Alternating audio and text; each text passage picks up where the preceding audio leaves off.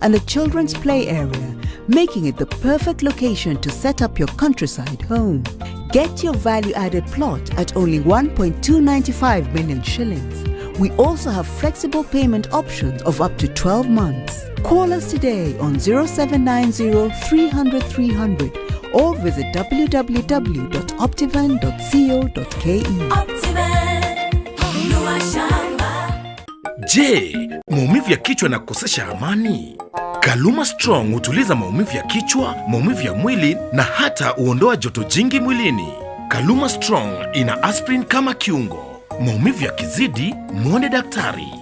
Mwaka 2012 nikajiunga na kikundi ambapo kinashikana na Equity. Mimi ndio chairman kwa kila kikundi. Nilipo save miezi 2 nikapewa loan ya 20,000. Nikakuja nikapewa 50. Nikakuja nikapewa 70. Nikakuja nikapewa 100.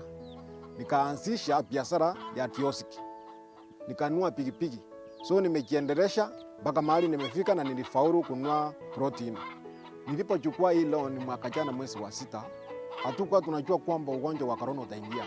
Tuka-apply tuweze kupunguziwa ile pesa ambayo tunalipa wiki.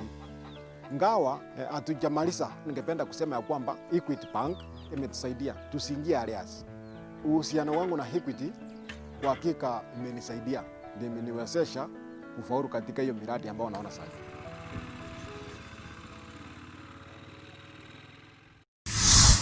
How much bacteria can be killed with Clean Stuff washing powder? I choose C.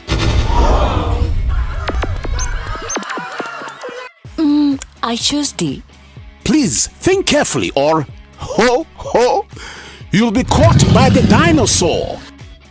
Washing is not equal to cleaning. Clean-Soft equals real clean. That's why Clean-Soft cleans not just the surface of the clothes, removing stubborn stains easily.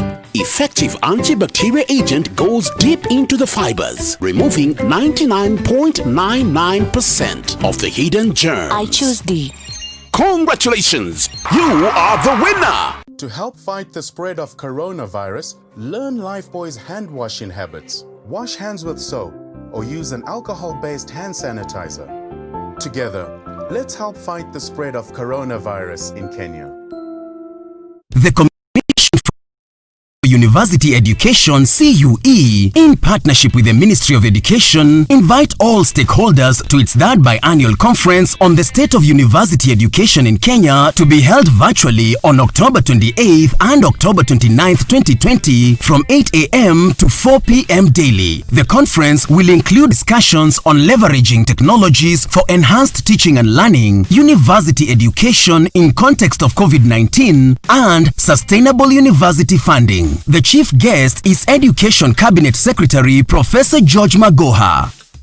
Did you know it is against the law to ignore a suspension notice? A suspension notice is issued on an active construction site if the site does not meet the set construction guidelines and standard. Any contractor, developer, or construction worker who continues to work on a suspended site will be arrested and charged, liable to a fine of 1 million shillings or a jail term not exceeding 3 years or more. Construction work can only resume after compliance of all the items in the quality assurance checklist and obtaining a lifting suspension order. To find out more, log on to www.nca.go.ke. National Construction Authority. Excellence in construction. Royalville Gardens is an exquisite gated community nestled in a serene and secure neighborhood within Kiambu County, next to Tatu City and just 2.4 kilometers off Ruiru Kamiti Road at Nova Pioneer School. The property is subdivided into 1/8 of an acre plots designed to create stunning contemporary homes offering versatile and spacious accommodation for your family. SMS your name to 20866 today for more details.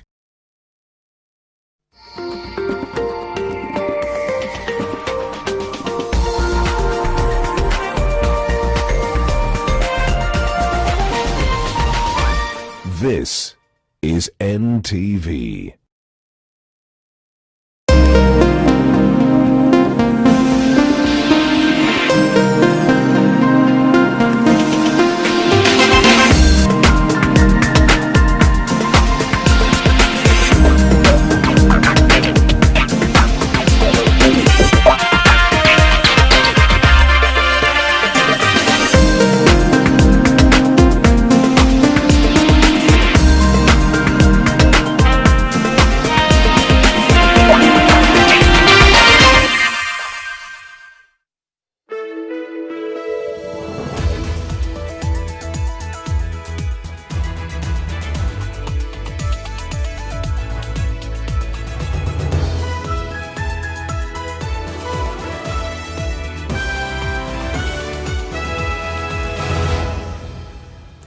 Good evening. Thank you for joining us on NTV Tonight in our top stories.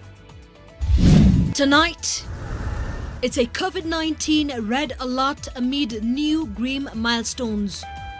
With 836 new infections and a surge in the number of patients in intensive care, now health workers have a code blue. We, the frontline healthcare workers, are having to bear the burden as admission soar, more medical contract the virus. Also tonight, a hospital gasping for air and a county assembly ravaged by COVID-19. A viral spread shuts down the Likoni Sub-County Hospital and the Mombasa County Assembly. Plus, the latest intrigues in the Maraga succession. David Maraga is a Kenyan, like any other Kenyan. The Chief Justice overrules plans to start picking his successor ahead of time. And also tonight, where are these discussions going to? Who is collecting the information that is improving this document? muting the disgruntled voices. There is no issue that you put on the table, including what food should we eat today. But isn't that you the received point? Because a consensus for the 47 million. Parliament's plans to pass the Constitution Amendment Bill as proposed by the BBI Steering Committee and without any alterations. NTV Tonight with Zainab Ismail. Thank you for joining us. Our sign language interpreter this evening is David Agondoa. Now tonight, 836 people have tested positive for COVID-19 from some 4,076 samples tested in the last 24 hours. This raises the country's caseload to 50,833. Well, today's numbers translate to a record positivity rate of 20.5% against samples tested, which is the highest since August. Meanwhile, 14 more deaths have been recorded today, increasing the death toll to 934. 403 individuals have been discharged from various facilities, raising the total number of recoveries to 34,832. Nairobi County has once again recorded the highest number of new infections at 556. Uasin Gishu has 68 and Mombasa at 62 among the counties with most new cases. Well, the Mombasa County Assembly has been closed for 2 weeks after 7 members of the Assembly tested positive for the COVID-19. Well, this comes amid fears that the numbers could rise further within the Assembly alone. Our Coast correspondent Kevin Mutai also reports that Likoni Sub-County District Hospital has also been temporarily closed. The County Assembly of Mombasa is the latest devolved legislative house to shut its doors after Uasin Gishu and Bungoma County Assemblies, following cases of coronavirus infections reported among its members. Out of the 42 MCAs in Mombasa tested for COVID-19, 7 have been confirmed positive for the virus. 10 samples from staffers working at the Assembly have also been collected, and 1 of them has returned a positive result. Mkasa umetupata katika County Assembly ya Mombasa ambao kwamba kuna member wetu mmoja alikuwa alipatikana positive. So mimi kama kiongozi wa Assembly nikadecide kuita members wote tuje kufanya test kwa pamoja, which tukafanya test. Vipimo tulifanya wiki iliyopita ambao tukapata matokeo. Na katika matokeo kulitokezea waheshimiwa 7 ambao walipatikana positive. None of those infected are in need of critical medical attention and have self-isolated. Contact tracing is also going on, with reports that mass screening exercise has been extended to other county offices to determine the extent of infection. Wanaendelea vizuri, hawana shida kubwa. Shida ambao walikuwa wanalalamikia ni kwamba walikuwa hawana test ya chakula na wanasikia kichwa kinawauma. We sat down as leadership of the house again and we agreed to go for a 2 weeks recess. Yes. Close down the house for 2 weeks. And we will conduct another test, which is I think by next week, Monday. At the same time, the Likoni Sub-County Hospital has been closed after several healthcare workers tested positive for the virus. This comes just a day after the principal at the Tononoka Secondary School succumbed to the virus. As normal, because government loves its people, if it discovers that there's going to be a very bad scenario, of course it will take very drastic action. And that will take us back to where we've come from, where life was almost impossible. You can't go to work, you can't earn a living, you can't do business, you can't travel. Do we really want to go back there? I think it's important that we observe rules are set, because these rules are for the good of the entire nation. Health authorities are afraid that the virus is evolving to its second wave, warning that it might claim more casualties, especially those flouting safety protocols. As the country continues to witness cases of COVID-19 infections, health officials are appealing to Kenyans to abide by safety guidelines as efforts to contain the virus intensifies. Kevin Mutai, NTV in Mombasa. Well, a health workers union is blaming the political class for the alarming surge of COVID-19 infections in the country. The Kenya Union of Clinical Officers says the country has seemingly entered the second wave of infections, which could spell doom for the country. They are now calling on the government to equip health workers with adequate and appropriate protective equipment. Ruth Sarmoi has more from Nakuru County. As COVID-19 infection numbers keep on an alarming upward trajectory, concerns are being raised on whether the country's healthcare system can withstand another round of pressure. Frontline medical workers say the trend is troubling, with at least 2,000 medical personnel in various cadres affected since March. It is no longer in doubt that we are in the second wave, and the curve is rising steadily than the first wave. We, the frontline healthcare workers, are having to bear the burden as admission soar, more medical contract the virus, with some paying the ultimate praise. As we speak, we have lost 2 clinical officers for the last 1 month, and over 310 clinical officers have been infected. In Nakuru County, at least 20 clinical officers have tested positive for COVID-19, whereas another 15 healthcare workers have tested positive for COVID-19 at the Kakamega County Referral Hospital. The clinical officers are now sounding the alarm over a looming shortage of ICU beds in medical facilities as well in the isolation centers. They now want the government to release the 6 billion shilling worth of PPEs lying idle in KEMSA stores. We have revisited several facilities, and only all of them who we have found seeing patients are using surgical masks, which the quality has been doubted. And we must say that that is against the policy of the government, where we spend a lot of money coming up with those policies. Then there is the issue of welfare of the frontliners. All health workers with pre-existing disease and condition, those who are pregnant and those who are above 55 years of age, be excused from active duty until this transmission is actually addressed and managed. The union further recommends suspension of all political and unnecessary gatherings across the country until the fast spreading virus is contained. Wanasiasa waache tabia mbaya. Kwa sababu ni tabia mbaya, wewe unafanya siasa zako, unaleta watu pamoja, unafanya waabukizwe, wakikufa jamani, hiyo BBI yako itakusaidia na nini? Ruth Sarmoi, NTV. And on that note, Team Coverage Wednesday will be taking a look at the state of affairs as regards the country's response to the COVID-19 pandemic.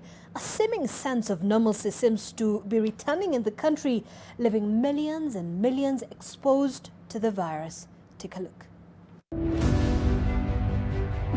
Waseme kwamba ati testing imeongezeka. Hapana, ugonjwa umeongezeka and we are losing people now. From the time the restrictions were removed, we have lowered our guard. Once Jerusalem gets in, all measures go out. Kwa ukweli watu wamekuwa careless. Hakuna social distance, alafu wanaanza kutuambia tufunge midomo ili wafanye kazi yao campaign na sisi tukae tuendelee kukufa. It is we The political class that is leading the charge in defying laid down protocol. Refrain from the calls that draw people to some of these rallies.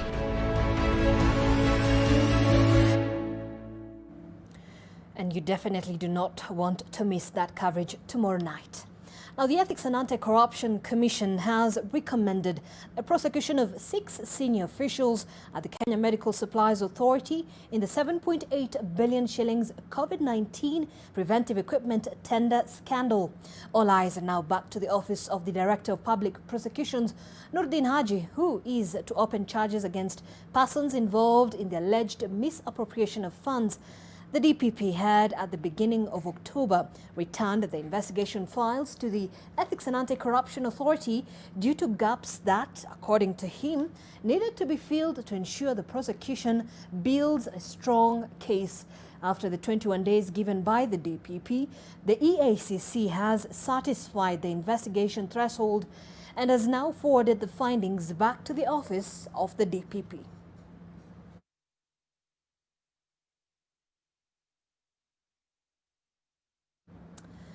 Well, a crisis is brewing within the Judicial Service Commission over the recruitment of Chief Justice David Maraga's successor.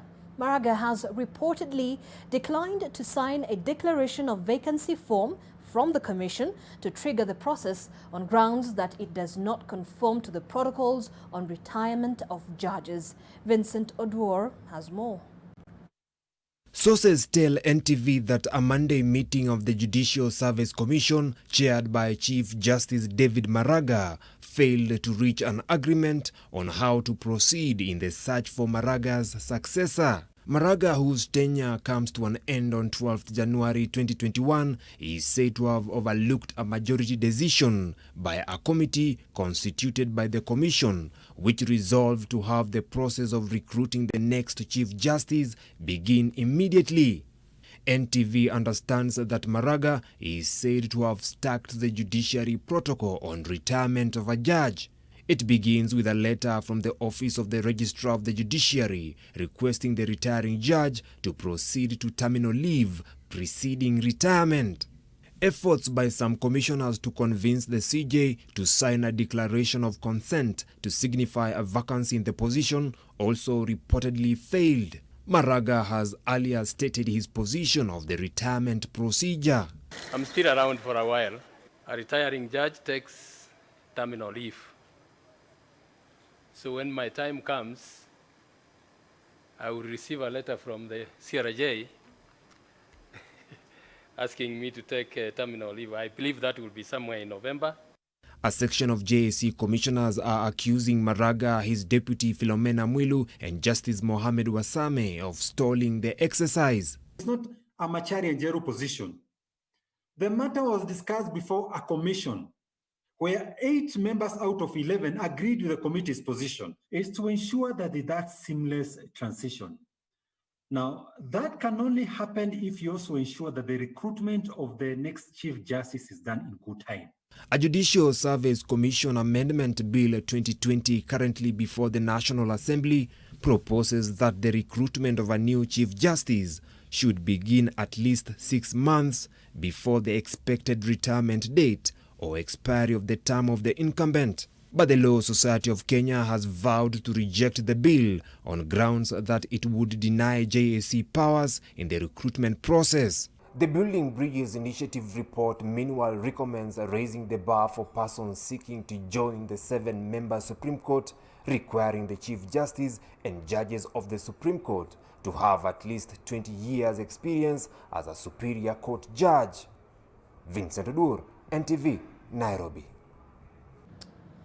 Away from that, there is a push to have the constitutional amendment bill passed by December to facilitate the passage of the recommendations of the Building Bridges Initiative without changing its contents.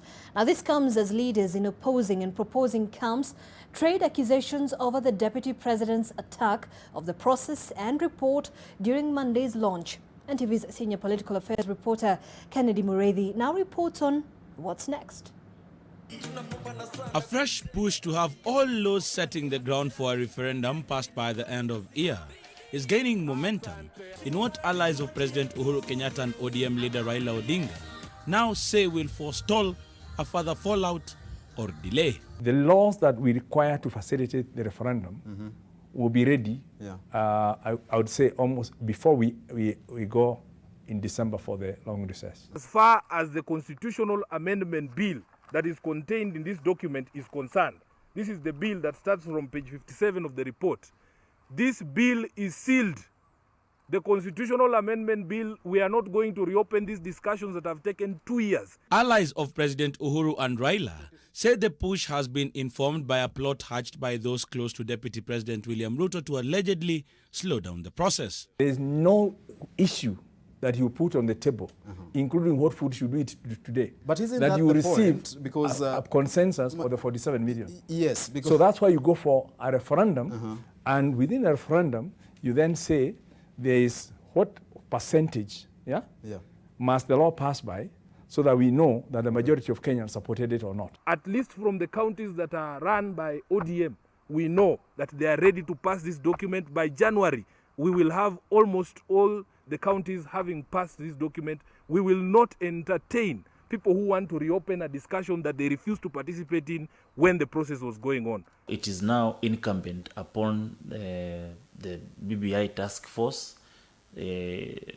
President Uhuru Kenyatta, the Right Honorable Prime Minister, to give a clear roadmap for the people of Kenya so that we can put to rest this topic on BBI. According to National Assembly Majority Leader Amos Kimunya and other politicians allied to the Uhuru-Raila axis, the only pieces of legislation that will have a leeway for change are the 14 that require legislative action. And those who say they want an opportunity to give further views, I think they will have an opportunity at the stage of public participation. Opponents, meanwhile, say lack of room for consensus may be detrimental. One of the challenges we have with the BBI is that the process is always given like, the prescription of medicine, some kind of antibiotics. And then you are given, it's told you swallow one in the morning, one in the evening, and then you are not even told how many tablets you have. So nobody knows exactly where we are going after here. But as tensions escalate, Amani National Congress Party leader Musalia Mudavadi is now proposing the setting up of another team to steer the debate. Mimi najua rais wa Jamhuri ya Kenya kwa kitu kimoja. Once he sees that there are issues, he will open that window. Ili watu wafanye nini? Wafanye polishing. County assemblies are already being mobilized in preparation for the bill, with indications that it will be in their hands from mid-November. Kennedy Muredhi, NTV. Now, communication is defined not by what is said, but what is heard. And at the BBI launch on Monday, a lot was said, but what was actually communicated? Well, Olive Barrows now reports that you cannot shake hands with a clenched fist. In two-parent homes, many times when mom and dad fight, usually it's the children who serve as emissaries. Go and tell mommy or go and tell daddy. And just like the typical household, as cracks began to shake the foundation of the Jubilee House, the proverbial dogs got to barking to the point of howling. But at Monday's BBI report launch, President Uhuru Kenyatta and his deputy William Ruto appeared to take each other on more directly. Namshukuru kwa sababu tulisonga pamoja hapa katikati, ndio sasa 2022 ikaanza kuwa inapita. I have my reservations, and I need to be persuaded, like many other Kenyans, that that is fair. On the third issue,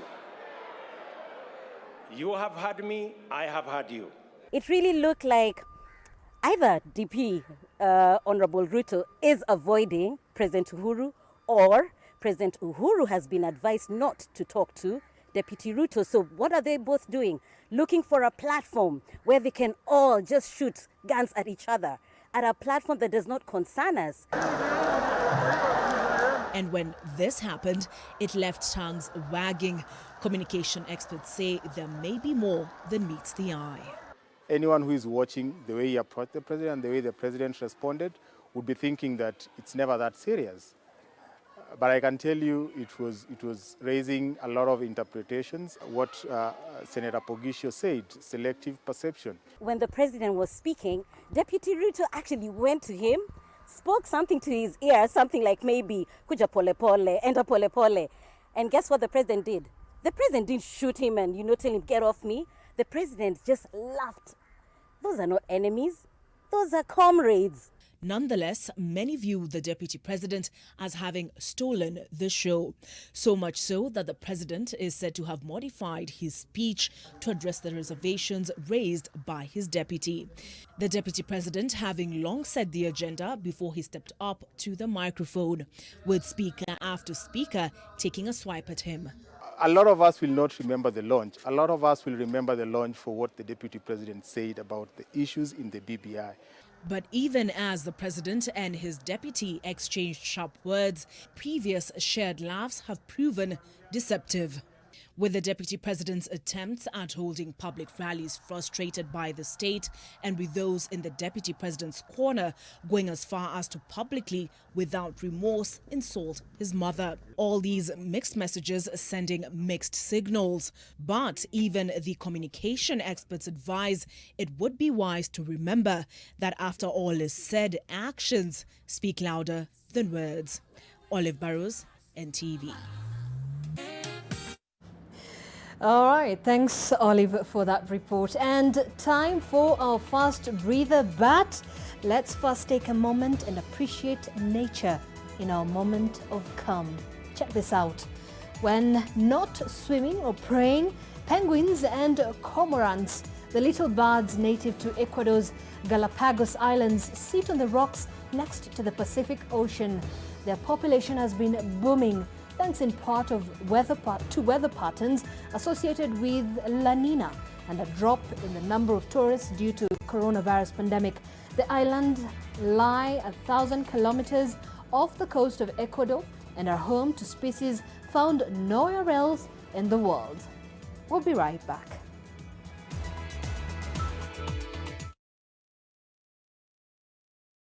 Get fresh, gotta get fresh. Down is your boom boom pow, down is boom boom pow. Smells by na uchafuzi na zidi na improve downy. Protect nguo zangu na nukia niko safi. Lazima niwe fresh na down is boom boom pow. Boom boom pow, down is new boom boom pow. Smells zote na zi boom boom pow. Powerful freshness, down is boom boom pow. Nani 15 bob too?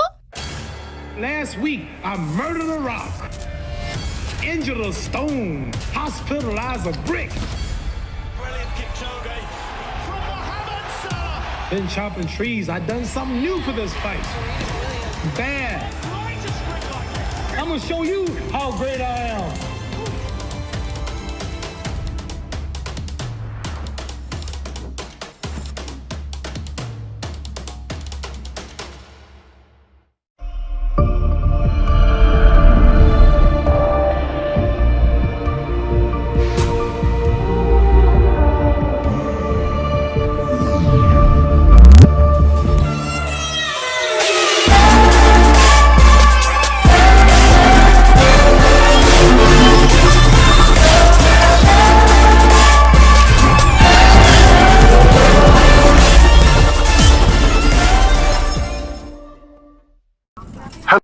Hello, Susan. Yes, you. Holding that pack. I know you've been avoiding me because in the past I've made you uncomfortable. Maybe even caused you pain. But I want you to know that I have changed. For you. Aye, what is this? You can love me again if you're willing to give me another chance. Meet me at aisle 4.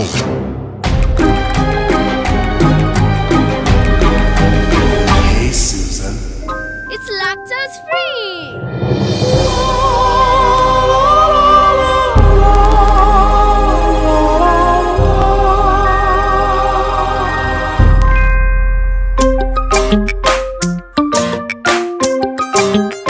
Naina rock. know you love milk, and now there is milk that loves you. With Gold Crown lactose-free milk, you can enjoy the richness of natural cow's milk without any of the digestion discomfort. Gold Crown lactose-free, milk that loves you. For a better tomorrow, don't forget to do the 1, 2, 3 with Colgate every night.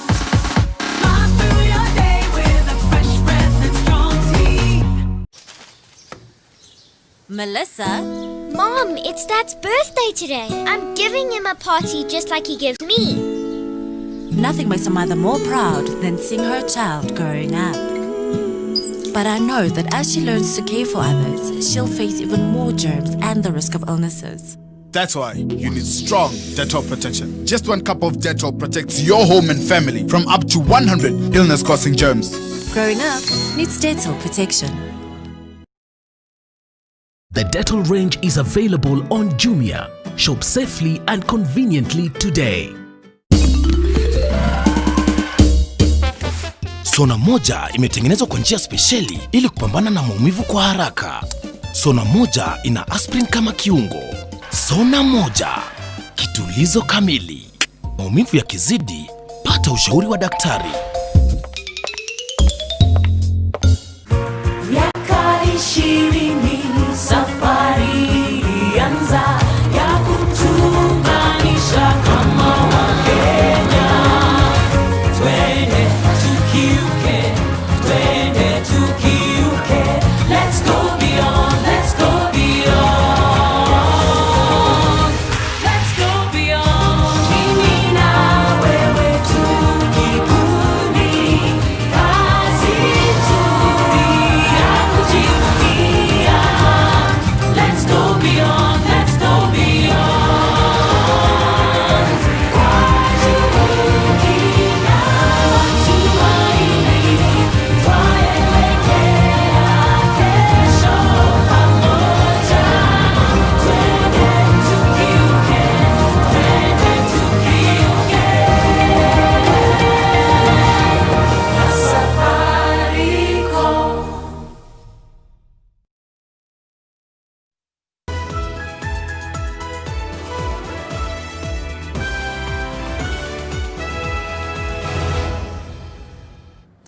Thank you for joining us and staying with us. Now, the prosecution, the Law Society of Kenya, and the families of lawyer Willie Kimani and 2 others who were abducted and murdered in 2016 are asking the High Court to reject a renewed bid by the accused persons to be freed on bail.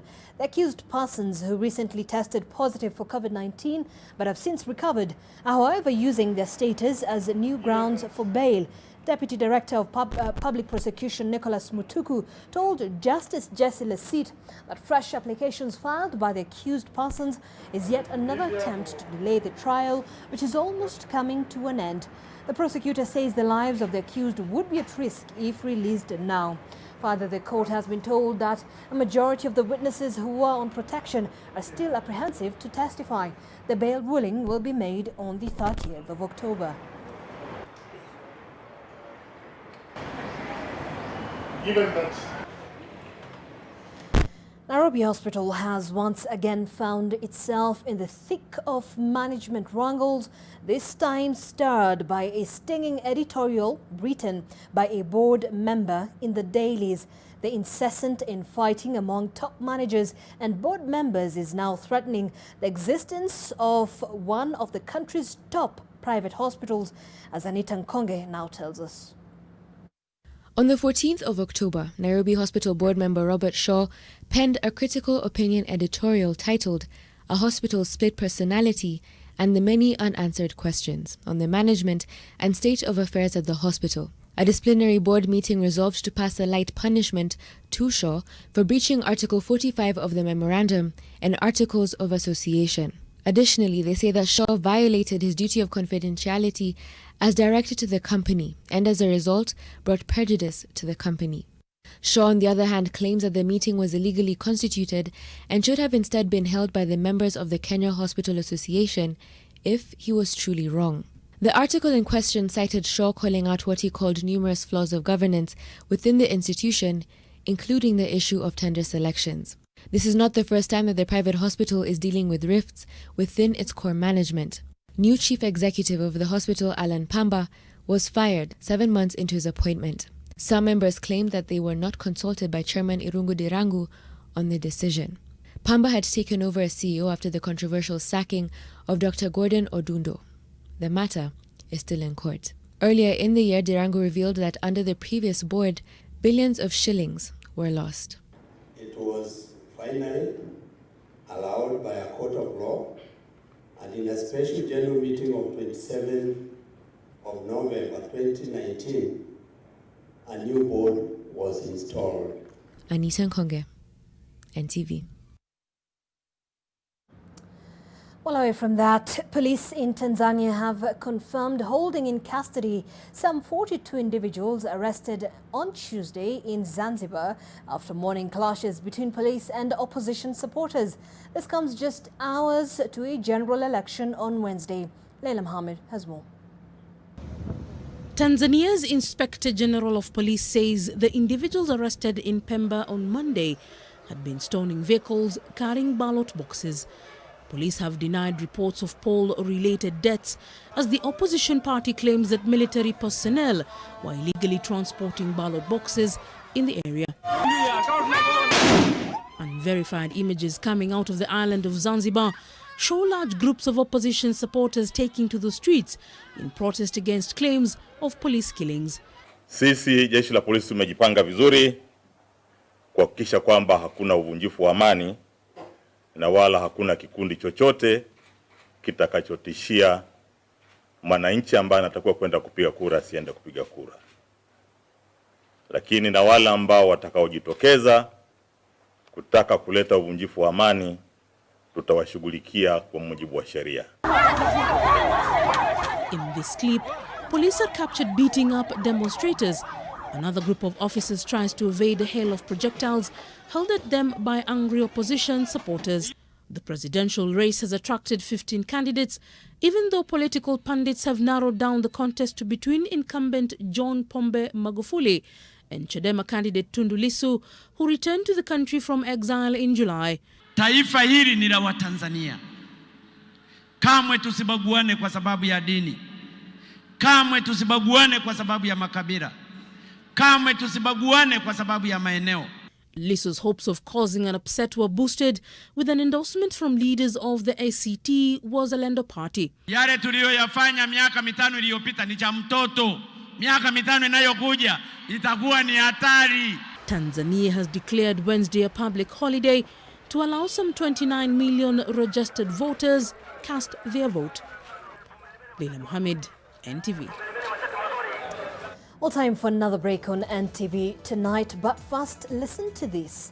NASA has made a groundbreaking discovery confirming the presence of water on the surface of the moon that is exposed to sunlight.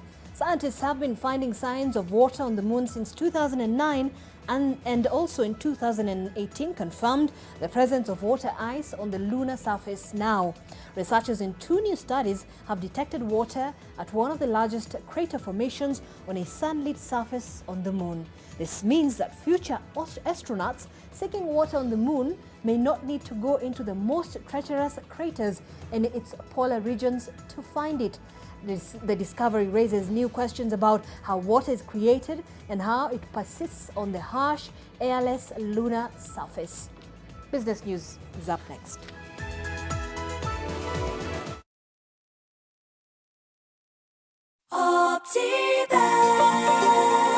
Are you looking to settle your family in an affordable, clean and serene environment? Look no further than Garden of Joy in Machakos by Optiven. The project strategically sits between the Mua and Koma Hills, providing you with beautiful landscapes, fresh air and a much-needed break from the hustle and bustle of the city. The Garden of Joy also comes with a jogging track, a meditation park and a children's play area, making it the perfect location to set up your countryside home. Get your value-added plot at only 1.295 million shillings. We also have flexible payment options of up to 12 months. Call us today on 0790 300 300 or visit www.optivan.co.ke. Wakenya, Hii fight hatukuchagua, lakini tuko na choice. Tuchague kujilinda. Tuchague kuprotect familia zetu. Tuchague usafi. Kuosha mikono. Kuosha manyumba zetu. Ndio tulinde watoto wetu. Na tuvae mask. Future yetu iko mikononi mwetu. Kenya, let's do it for the ones we love. The Dettol range is available on Jumia. Shop safely and conveniently today. Mimi ni member wa Equity Bank since 2008. Tulianzisha kikundi, tukaregister kikundi, ina guarantee each other. So from there Equity imekuwa na imani kufuatana na kikundi. So ile loan na services hizi nilinunulia gari big, nikaiweka kwa Uber. Covid ikaingia, nikaenda Equity, wakanipatia relief ya miezi 3. Ile pesa nilikuwa nilipe loan, nikaweza kuweka nayo biashara ya bakery. Hizo magari ndio nilianza kutumia. Hii profit ninapata kutoka kwa bakery ndio nimeanza kusimamia, kulipa hata loan kidogo kidogo. Niko na watoto wawili na wanasoma. Sasa hizi niko na wafanyakazi 12. Sales niko na watu 8. Kutokana na Equity, unaona watu pia wanategemea Equity through mimi.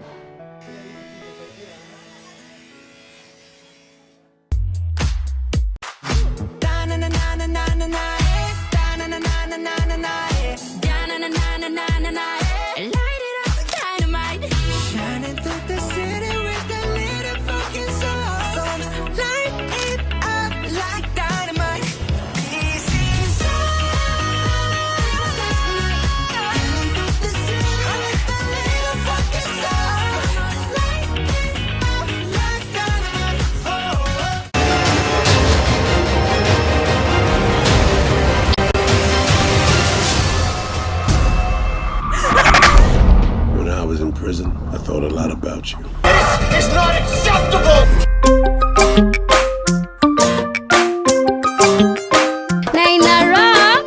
We know you love milk, and now there is milk that loves you. With Gold Crown lactose-free milk, you can enjoy the richness of natural cow's milk without any of the digestion discomfort. Gold Crown lactose-free, milk that loves you.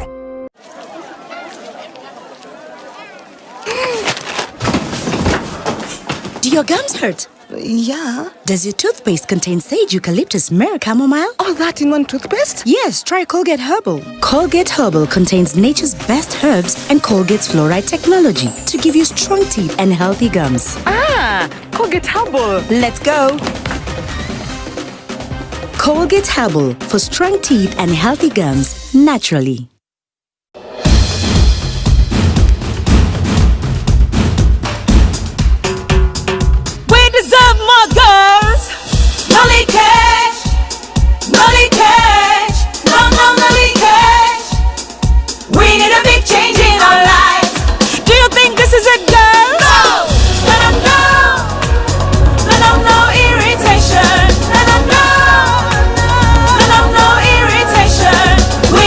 For the women who deserve more, Moped is now in Kenya and more than 40 countries. With its nylon-free surface, new Moped has unique softness and up to 100% protection. Your skin will love it. Parenting is all about learning when to be tough and when to be gentle. Tough, gentle. But when it comes to fever, you need to be both. Panadol Baby and Infant starts to work on fever in 15 minutes and is gentle on the tummy. Tough call. Panadol Baby and Infant. Tough on fever, gentle on your child.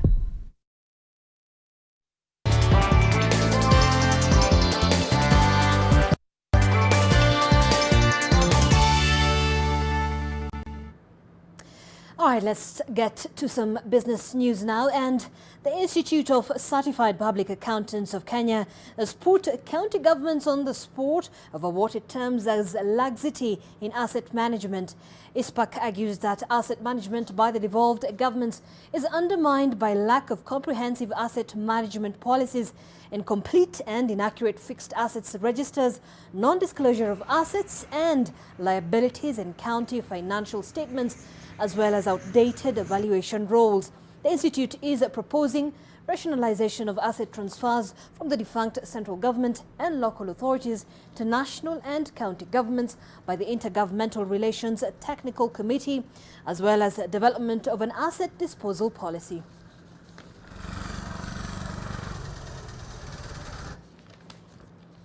And the COVID-19 pandemic has led to a number of changes in the way companies conduct business. And now the Capital Markets Authority notes that lenders are harvesting much more data than before in order to create credit risk profiles. This even as the CMA mulls over the creation of a development fund to provide small and medium enterprises the cushion they need to have confidence to take off. Alex Mwangi reports.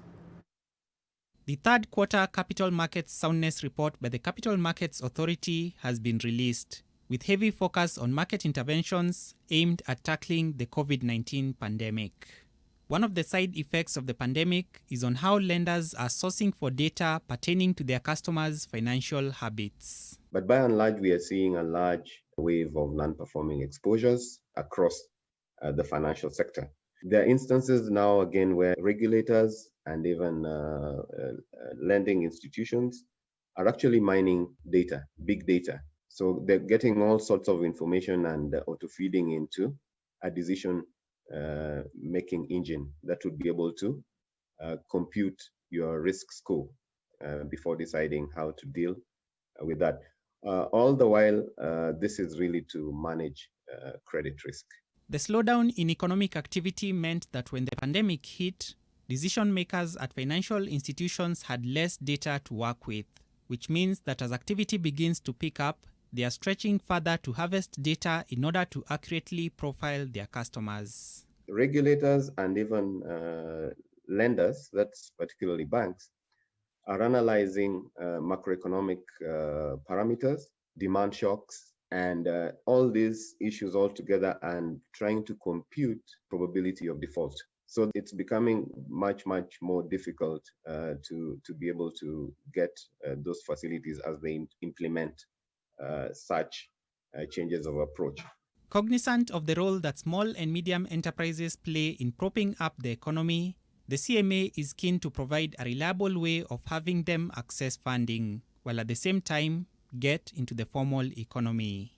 We would like to push for, I think initially we were talking about a credit guarantee scheme or a capital markets guarantee scheme, but we have looked at various options and we are getting a little more aligned towards a capital markets development fund whose scope is larger. Ombara went a step further to explain why a development fund is better placed to address the current challenges than a mere credit guarantee scheme. So it's not just an SME that's raising money through a bond, seeking guarantee through this fund, but even an SME that's raising funds through an IPO or any other route that you can be able to raise funds through an SME, including reverse takeovers. There are all sorts of routes, but I think the simplest one would be an IPO. Alex Mwangi, NTV. Centum Real Estate, a subsidiary of listed financial services firm Centum, is heading to the corporate bond market to raise 4 billion shillings. Proceeds from the bond will be deployed in financing ongoing housing projects, including the approved project pipeline of 4,426 residential units. This issuance comes just 2 months after the parent company retired all its debt in a move aimed at ensuring the company rides on a debt-free balance sheet. The corporate bond market has had a drought of issuances ever since Chase and Imperial banks collapsed, having issued debt instruments.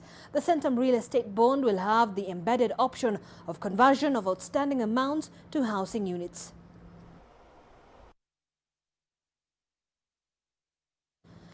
And that's all on business. Let's take a quick break. We'll be back with more.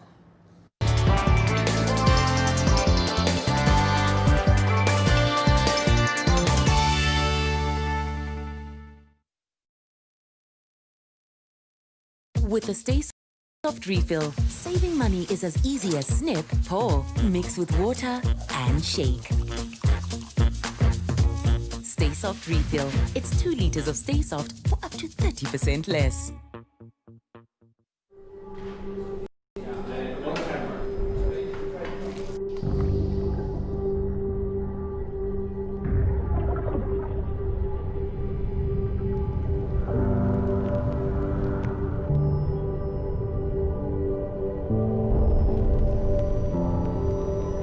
Beat sensitivity pain fast with Sensodyne Rapid Action for clinically proven relief in 60 seconds. From far with you. I even gifted you a magnificent house. Rosa, it's the thought that counts. Please help me. When it comes to fever, you need to be both. Panadol Baby and Infant starts to work on fever in 15 minutes and is gentle on the tummy. Panadol Baby and Infant, tough on fever, gentle on your child. Maji mdosi wangu ametupa simu yangu ndani ya maji. Mdosi wako kwa sawa. Venye Nkirota ameniambia ajui na akimpigia simu ashiki. Hi, guy, what the?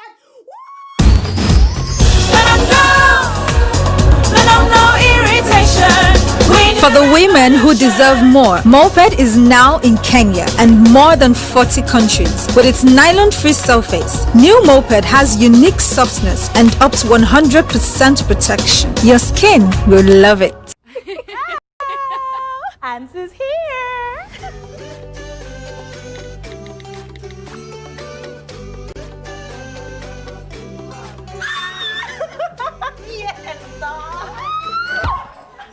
Wow, what a nice gift. I would definitely give this next time. Cousins Baby Gift Pack, a carefully selected range of safe baby products with natural goodness, trusted for decades by millions of moms across Africa. Cousins Baby, the gift that keeps on giving. Hey, Mafi, hii ni how much? Hapo maembe tu ni 5 na 150. Hai, Si umenichaji 200.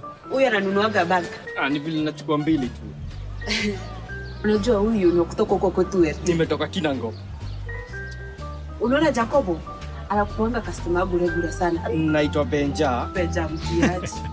While other networks discriminate, sisi hatubagui, tuna serve everybody with Airtel's amazing data bundles. Get 500 MB free daily, 3.5 GB free weekly, and 15 GB free monthly with every bundle purchase. Dial *544#. Not just for a few, but for every one of you. Airtel, the honest network.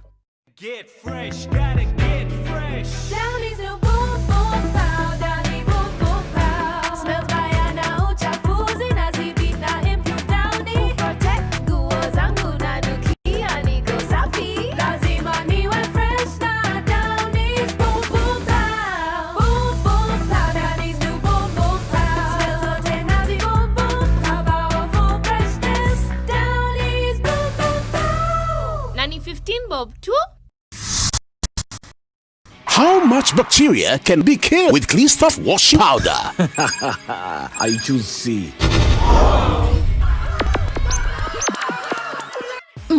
I choose D. Please think carefully or you'll be caught by the dinosaur. Washing is not equal to cleaning. Clean-Soft equals real clean. That's why Cleansoft cleans not just the surface of the clothes, removing stubborn stains easily. Effective antibacterial agent goes deep into the fibers, removing 99.99% of the hidden germs. I choose D. Congratulations! You are the winner!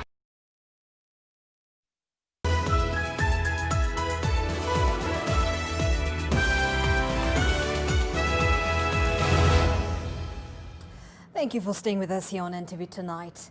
A firebrand visionary who saw the unity of all chiefs in the country as a cradle of national security and cohesion. This is how Kenya's tweeting chief, Francis Mwaura Kariuki, has been eulogized by the scores of local administrators in a memorial service held in his honor ahead of the chief's burial on Wednesday. Bridget Sangana has more from Nakuru.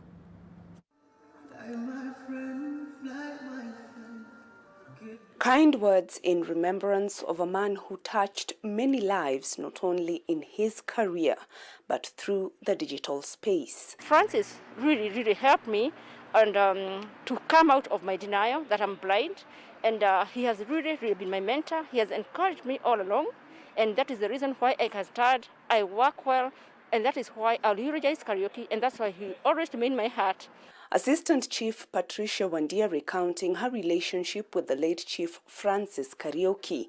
the public servant behind the wave of local administrators assimilating social media platforms in executing their duties. He kept encouraging me, telling me that losing my eyesight is not the end of the world. He told me that I'm special, and with what I have, I can go an extra mile. The National Chiefs Forum being birthed right after the promulgation of the 2010 Constitution out of a need, according to the late Chief Kariuki then, that sought to legitimize the functions and roles of chiefs in the hierarchy of local governance. It led to the amendment of the National Chiefs Coordination Act. It was our hope by the end of this year that every chief should be a member of the National Forum. That's what I can remember him about. He was very optimistic that we were going to succeed, and he has actually used his talent very well, the ICT talent that he had, to ensure that every chief has information concerning the roles of chiefs and their welfare. Most remarkably, I remember Senior Chief Kariuki as a humble man, as a team player, as somebody who had depth in almost everything that he did, and somebody who loved a vision. Until his demise, Chief Kariuki was at the helm of the National Chiefs Forum, overseeing activities of more than 8,000 local administrators out of a national tally of more than 12,000 chiefs. Chief Kariuki will be laid to rest on Wednesday at his home in Nakuru. Bridget Ngana, NTV, Nakuru. Thanks, Bridget. Now, it's all systems go as top politicians have been identified to popularize the BBI proposals in the regions. But first, President Uhuru Kenyatta and ODM leaders must rush to quieten the mumbling in the Senate over reduced powers.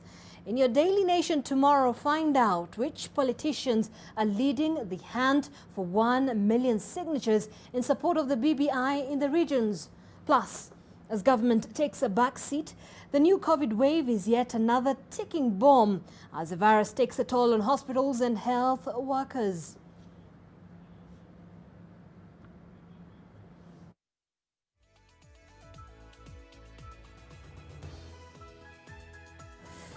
All right, all that in your Daily Nation tomorrow. Do not miss your copy. Let's take a quick break. When we come back, we'll take a look at the sports.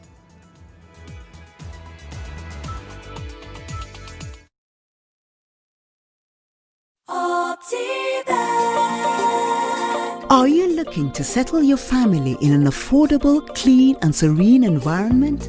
Look no further than Garden of Joy in Machakos by Optiven. The project strategically sits between the Mua and Koma Hills, providing you with beautiful landscapes, fresh air and a much-needed break from the hustle and bustle of the city. The Garden of Joy also comes with a jogging track, a meditation park and a children's play area, making it the perfect location to set up your countryside home. Get your value-added plot at only 1.295 million shillings. We also have flexible payment options of up to 12 months. Call us today on 0790 300 300 or visit www.optivan.co.ke.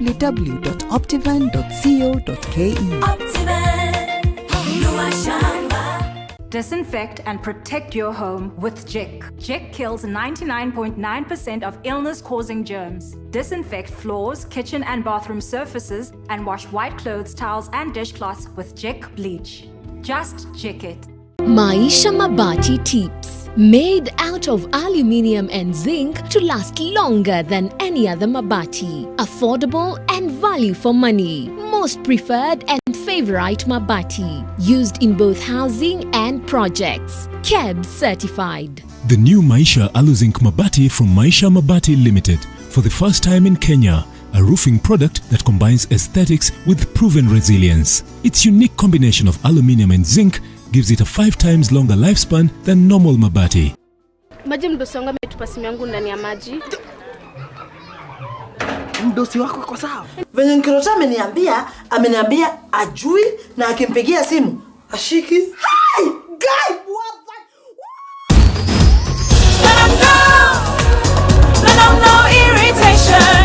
We For the women who deserve more, Moped is now in Kenya and more than 40 countries. With its nylon-free surface, new Moped has unique softness and up to 100% protection. Your skin will love it. Mix of the Week in association with Airtel. I don't check my energy.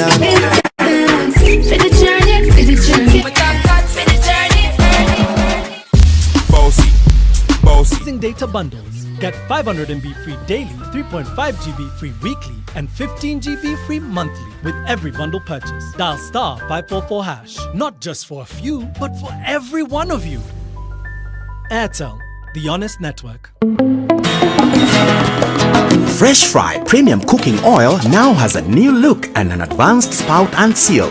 Triple refined, zero cholesterol and natural vitamin E. Fresh Fry, always heart friendly. Now it's even more cooking friendly. Fresh Fry, the premium cooking oil for healthy living. In the Assistia Meet and ABSA, the official banking partner of the EPL in Africa. Stand a chance to win 1 million Kenya shillings every month when you deposit into your ABSA personal or business account. That's ABSA. That's Africanacity.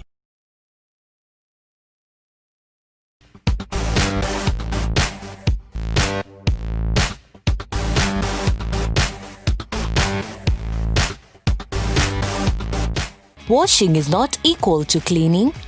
Cleasoft equals real clean. Cleasoft cleans not just the surface of the clothes, removing stubborn stains easily. Effective antibacterial agent goes deep into the fibers, removing 99.99% of the hidden germ. Congratulations! You are the winner! NTV Sport in association with Showmax.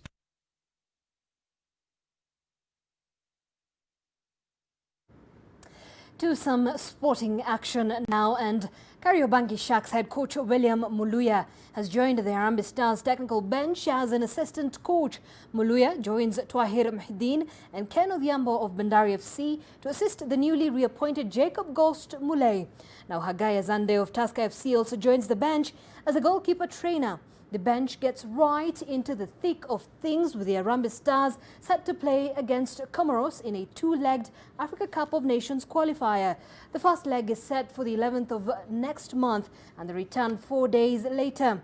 Local Blazed players are expected for non-residential training from tomorrow at Kasarani.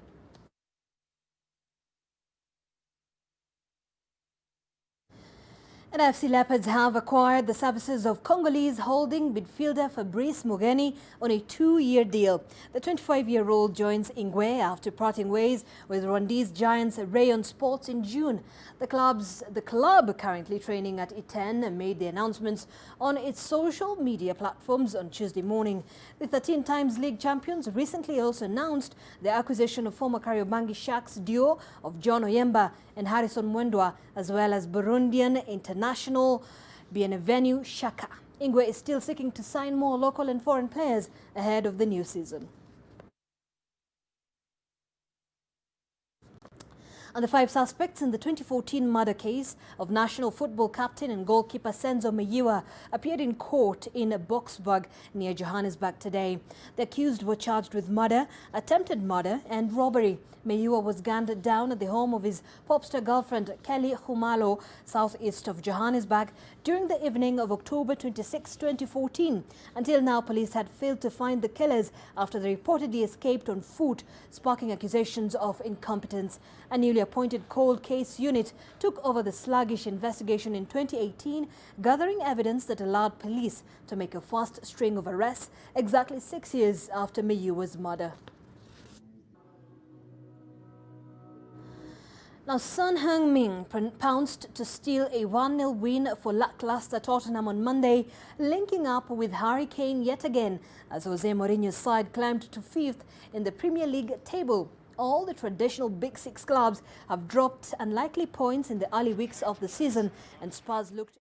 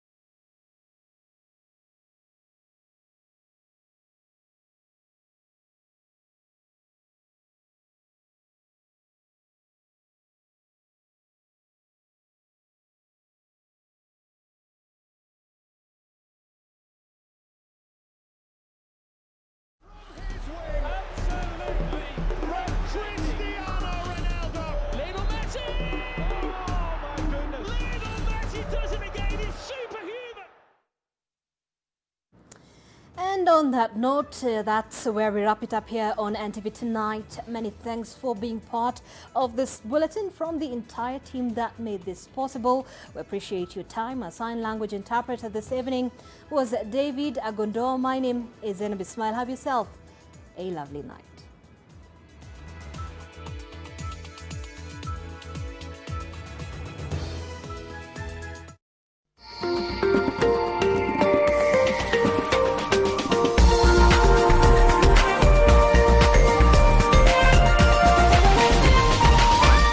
This is NTV.